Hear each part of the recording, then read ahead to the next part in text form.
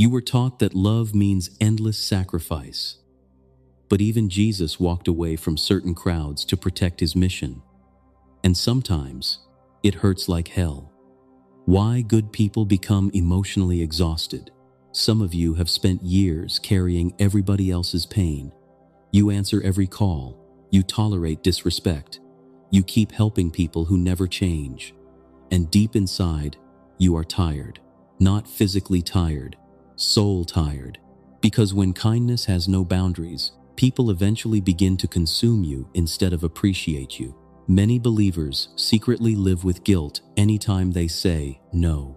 They fear disappointing people more than they fear destroying their own peace. But God never asked you to destroy yourself to prove your love. Even Jesus walked away from crowds. There were moments when thousands searched for Jesus. People wanted healing, answers, miracles. Yet Scripture shows that Jesus often withdrew to lonely places to pray. Why? Because Jesus understood something powerful. Constant access destroys purpose. He loved people deeply, but he never allowed crowds to control his mission. He recognized that spiritual strength must be protected. Even the Son of God stepped away from noise, pressure, and endless demands. So why do so many believers think they must remain endlessly available to everyone? Love is not the same as enabling. This is where many Christians struggle. They confuse love with endless tolerance. But real love does not always rescue people from consequences. Sometimes real love allows people to face the results of their choices so they can finally grow. Some people do not want healing. They want access, comfort, dependence, control. And if you are not spiritually discerning, you will spend years trying to save people God never assigned you to carry. Jesus healed people, but he also confronted people, corrected people, walked away from certain people. Love without wisdom becomes self-destruction. Protecting your peace is biblical. Your peace matters. Your emotional health matters. Your spiritual clarity matters. These are not selfish things. They are gifts from God.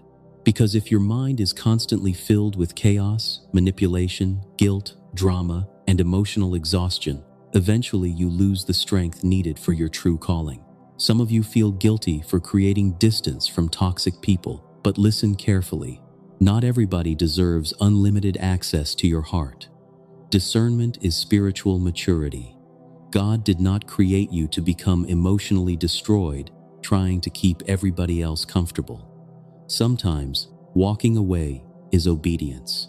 This may be the hardest truth of all. Sometimes the holiest thing you can do is walk away. Walk away from manipulation. Walk away from constant disrespect. Walk away from relationships that keep pulling you away from God's peace. And yes, it hurts. People may call you selfish, cold, different, changed. But healing often looks offensive to people who benefited from your lack of boundaries. Some seasons of isolation are not punishment, they are protection. God is teaching you discernment, teaching you peace, teaching you that love and boundaries can exist together. You cannot heal while constantly returning to what keeps breaking you. And maybe today, God is asking you to stop apologizing for protecting the soul he entrusted to you, because even Jesus walked away from certain crowds to protect his mission. And sometimes, you must do the same.